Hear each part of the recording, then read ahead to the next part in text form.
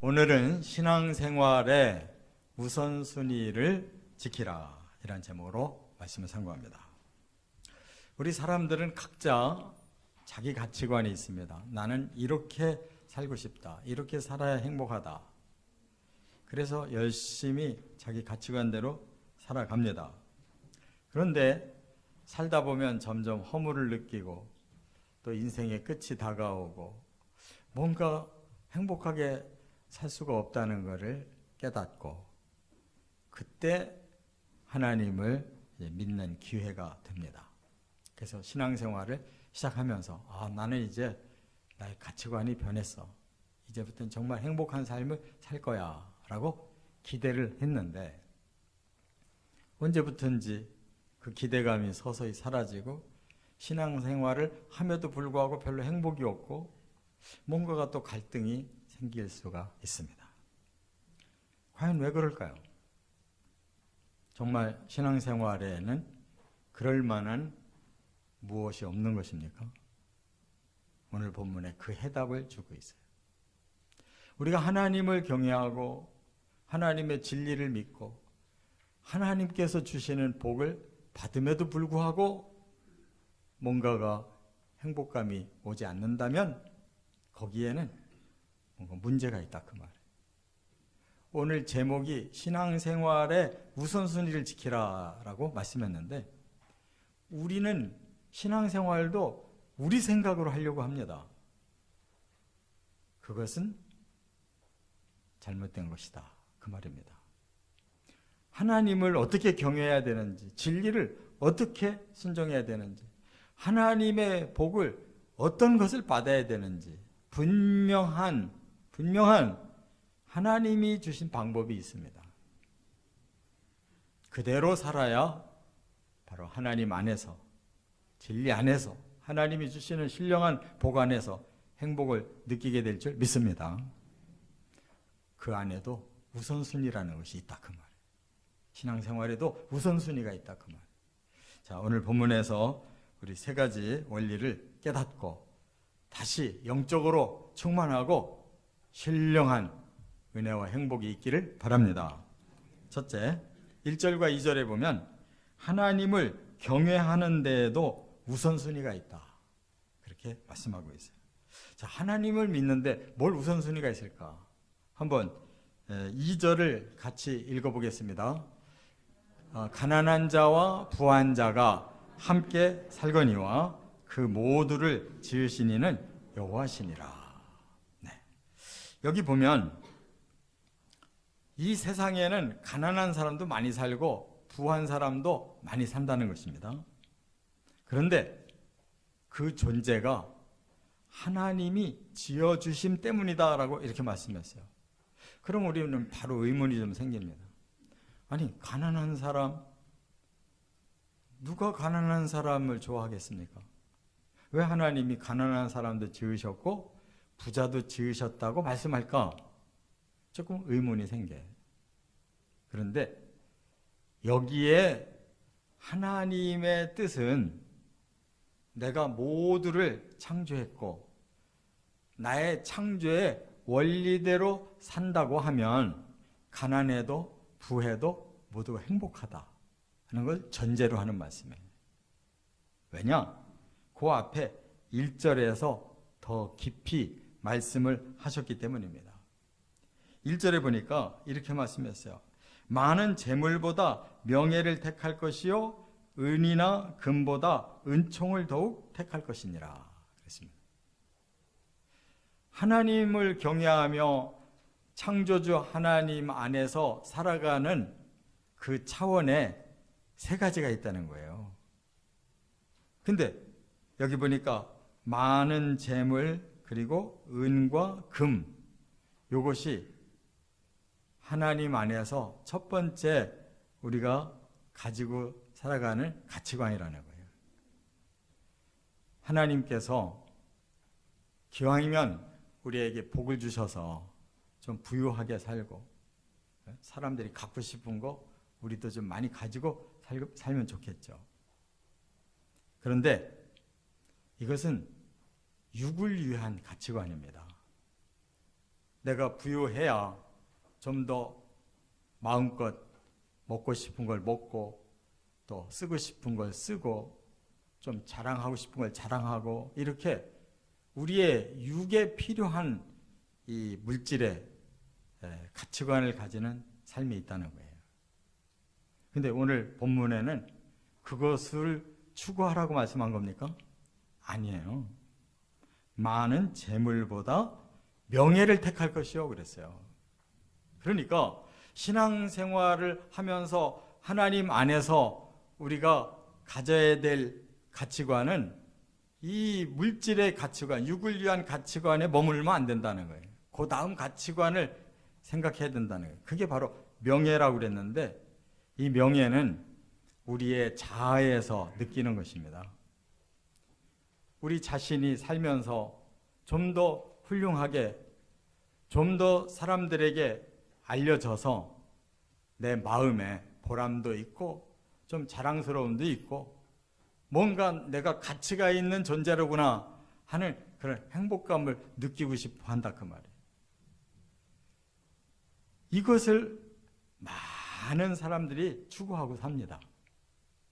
그런데 이런 육적인 가치관이나 또 정신적인 이런 명예 가치관을 가지고 사는 것은 세상 사람들도 다 그렇게 살아요. 그러면 정말 하나님을 경외하는 신앙인의 가치관은 뭐가 있느냐? 바로 세 번째 가치관이에요. 뭐라고 그랬어요? 여기 보니까 은이나 금보다 은총을 더욱 택할지니라 그랬어요. 바로 이 은총이라는 것이 하나님 안에서 중요하다는 거예요. 물론 하나님이 재물도 주시고 금과 은도 주시고 명예도 주시고 다 하시지만 진짜 하나님만 우리들에게 주실 수 있는 특별한 가치관이 있다. 그거는 바로 하나님의 은총을 받는 그런 삶의 가치관이다. 그 말이에요. 여기 은총이라는 이 말은 하난이라고 하는 이 단어에서 나왔는데요. 이 말은 하나님의 긍휼과 하나님의 은혜와 하나님의 사랑을 받는다 이런 뜻이에요. 그래서 영적으로만 우리에게 주어지는 그런 하나님의 특별하신 그런 사랑과 은혜와 이러한 긍휼을 우리가 받는 것을 의미하는 것입니다. 바로 신앙의 가장 높은 가치관은 여기에 있다는 것을 깨달으시 바랍니다. 그렇기 때문에 세상 사람들은 육적 가치관으로 또 정신적 가치관으로 그 이상의 다른 것은 추구하지 않습니다. 그러나 우리가 그리스도인이 되고 하나님을 경외하려고 한 것은 그 정도의 가치관에 머물려고 하는 게 아니에요. 바로 하나님이 우리를 구원해 주시고 뿐만 아니라 우리를 변화시키셔서 더 성숙하게 하시고 그리고 아예 하나님의 나라에서 하나님은 우리를 하나님의 자녀로 삼고 영원히 행복하게 사시기를 원하시는 바로 이 가치관을 두라고 우리를 특별히 불러주신 줄 믿습니다. 바로 여기에 해답이 있다 그 말이에요. 많은 그리스도인들이 많은 하나님 믿는 사람들이 하나님 앞에 나와서 정작 추구하는 가치관은 이 세 번째 가치관이 아닌 경우가 너무 많은 거예요. 그냥 하나님은 하나님대로 잘 믿고 나는 세상에서 그 중요하게 여겼던 많은 물질을 소유하고 또 내 명예가 많이 주어져서 이렇게 이 땅에서 좀 행복하게 살고 싶다. 근데 하나님의 은총에 대해서는 관심이 적다 그 말이에요. 진정한 행복은 바로 거기서 나오게 되는데 정작 신앙생활을 하면서 실제로 추구하는 것은 이러한 세상적인 것과 똑같은 삶의 가치관을 가지고 살기 때문에 겉으로는 훌륭한 종교인인데 우리의 내면에는 하나님의 신령한 은혜와 사랑과 은총이 없다 그 말이에요. 거기에서 우리의 마음에 갈등이 오는 거예요. 오히려 내가 신앙생활을 안 했다면 내가 열심히 막 멋있게 하고 싶은 거 하고 살았을 텐데, 하나님 말씀을 내가 알고부터, 하나님 경외하고부터 그것도 또 내 마음대로 할 수 없고 이리저리 갈등이 생겨서 진정한 행복을 못 느끼고 있다, 그 말이에요. 여기에 우리의 가치관이 바로 은총의 가치관으로 나아가야만 진정한 신령한 행복감이 있다는 사실을 깨달으시기 바랍니다. 우리 하나님은 창조주이십니다. 모든 걸 다 주실 수가 있어요. 그러나 가장 귀한 걸 주고 싶어 하시는 거예요. 특별히 세상에서 우리를 불러주신 것은 바로 이 신령한 은총을 먼저 주고 싶으셔서 부르신 줄 믿습니다. 그렇기 때문에 이 땅에서 혹 우리가 물질에 대한 것과 정신적인 그러한 명예를 얻지 못했다 할지라도 그것은 이 신령한 은총을 얻어서 하나님의 나라에 가면 넘치게 많이 있다는 사실 깨달으시고 좀 더 초연하게 이 땅에서는 우리의 물질적인 축복이나 또 명예에 대해서 하나님의 은총보다는 우리가 초연하게 내려놓을 줄 아는 것이 하나님을 믿는 사람들의 행복의 비결인 줄을 깨달으시기를 바랍니다. 두 번째, 3절과 5절과 6절에 보면 하나님의 진리대로 사는 데에도 우선순위가 있다는 겁니다. 우리는 하나님을 믿으면서부터 성경 말씀이 하나님의 진리라는 걸 깨닫고 그 말씀과 함께 열심히 살고 있어요. 그런데 하나님의 진리를 제대로 우리가 믿고 살아야 되는데 그것이 부족하기 때문에 우리들에게 진정한 행복감이 안 온다는 거예요. 과연 뭐가 문제일까요? 자, 오늘 본문 6절을 한번 같이 읽어보겠습니다. 마땅히 행할 길을 아이에게 가르치라. 그리하면 늙어도 그것을 떠나지 아니하리라. 우리 예수 믿는 사람들 다 성경책 가지고 있습니다. 집에도 여러 권 몇 권씩 있어요. 그런데 그거 펼쳐놓고 여러분들의 자녀에게 말씀을 제대로 가르쳐 봤습니까? 그 말씀은 오늘 본문에 뭐라고 했냐면 마땅히 행할 길이라고 그랬어요. 당연히 그 진리의 말씀을 깨닫고 진리의 말씀이 가르쳐 주는 대로 살아가야 될 길이라는 거예요. 그런데 가장 사랑하는 내 자녀들에게 과연 그걸 진지하게 가르쳐 봤냐 그 말. 교회 학교나 보내면 그나마도 열심히지. 구역예배 드려도 어른들끼리 얘기하는데 방해될까 봐 니들은 나가서 놀아.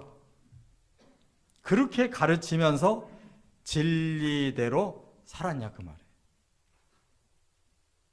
하나님의 우선순위는 진리를 가지고 있는 게 아니라 진리를 깨닫고 그대로 순종하고 사는데 가치가 있는 줄 깨달으시 바랍니다. 그렇기 때문에 하나님은 어린 아이일 때부터 하나님의 진리를 가르쳐야 나중에 늙어서도 떠나지 않는다라고 분명하게 말씀하고 있어요. 그래서 더 좋은 방법은 믿는 집안이라면 그 엄마가 아이를 잉태했을 때부터 모태 신앙교육이 필요한 거예요. 성경 읽어보면 예수님이 잉태됐을 때 그 마리아가 친척집을 방문합니다. 근데 그 집이 바로 세례 요한의 부모님 집이었어요. 서로 친척 간에서. 그런데 두 집이 잉태를 한 상태에서 만났더니 아기가 뛰어놀았다고 그랬어요. 뱃속에 잉태되어 있어도 하나님이 주신 생명체는 영적으로 교류할 수 있는 거예요. 우리가 아이를 내 몸에 품고 있는 동안에도 얼마든지 우리의 영은 그 아이를 양육할 수 있다는 사실을 말씀을 통해 깨달으시 바랍니다. 근데 하나님은 다른 말씀에 보면 더 근원적으로 말씀을 하고 있어요. 어느 정도로 이 교육이, 말씀의 교육이 필요한가를 말씀한 것이 바로 출애굽기 20장 6절.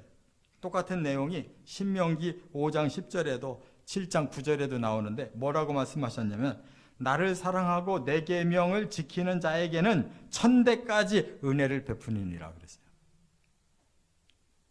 우리가 하나님 사랑해야 되고 하나님의 계명을 지켜야 하는 일은 우리 당대나 자녀대로 끝날 일이 아니고 이건 천대까지 내려갈 일이라는 거예요.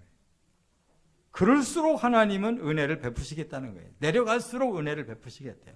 그게 제가 천대라는 것이 도대체 얼마나 긴 세월인가를 한번 생각해 봤어요. 저의 조상은 제가 족보를 보니까 저의 조상은 고려 때부터 시작하셨어요. 근데 제가 지금 27대 손이에요. 겨우 27대밖에 안 돼요. 예수님의 족보를 한번 봤어요. 마태복음이나 누가복음에 나오는 예수님 족보, 아브라함부터 시작한 족보가 예수님에게 이르러서 그 역사를 세 개로 나눴어요. 14대, 14대, 14대. 그래 거기 중간에 두 번은 이렇게 겹치잖아요. 그래 봐야 한 40대밖에 안 되는 거예요. 아브라함부터 예수님께 2000년의 그 시간이 흘렀는데도 40대밖에 안 돼. 그런데 하나님은 얼마나 말씀의 교육을 중요히 여기시고 그렇게 순종하는 집안을 축복하시려고 하시면 1000대까지라도 축복하시겠다는 거예요. 우리가 이러한 정신이 있을 때 그 하나님 안에서 우리는 행복함을 누리게 될 줄 믿습니다. 근데 너무 우리는 그런 비전이 없어요. 그냥 내가 잘 믿고 나나 잘 됐으면 좋겠고 또 조금 더 관심이 있으면 자식까지는 잘 믿고 잘 됐으면 좋겠고 뭐 그 다음은 별 생각이 없어요. 안 된다는 거예요. 이 진리를 가르쳐줘야 하는 이 우선순위가 분명히 있을 때 거기서부터 하나님의 그 은혜가 자손 천대까지 주시려는 그 은혜가 흐른다 그 말이에요. 이렇게 안 해놓고 왜 하나님 우리에게 은혜를 안 주십니까? 왜 우리의 마음에 행복이 없습니까? 우리 탓이다 하는 것을 깨달아야 된다 그런 말씀이에요. 그렇기 때문에 오늘 본문에 보면 3절에 두 종류의 사람을 소개하고 있어요. 슬기로운 자는 재앙을 보면 숨어 피하여도 어리석은 자는 나가다가 해를 받느니라. 슬기로운 자는 누구냐? 하나님의 진리를 그렇게 배워서 깨우친 사람. 그 사람은 재앙을 알아보고 미리 숨어서 피할 수 있는 지혜가 있다는 거예요. 그런데 어리석은 사람, 자기 본성으로 그냥 커가지고 세상 것만 배운 사람은 뭐라고 그랬어요? 바로 그거를 몰라보고 그 해를 당하고 만다는 거예요.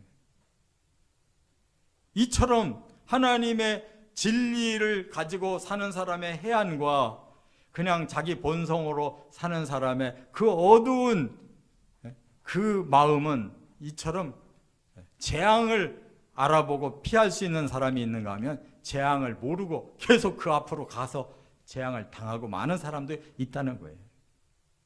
또 하나 5절에 보니까 이렇게 두 종류로 또 말씀을 나누었어요. 패역한 자의 길에는 가시와 올무가 있거니와 영혼을 지키는 자는 이를 멀리하느니라. 패역한 사람은 그냥 자연인으로 사는 사람이에요. 진리를 모르기 때문에 진리에 거슬러서 자꾸 살아요. 그런 사람은 결국 그 길에 가시와 올무가 계속 나타난다는 거예요.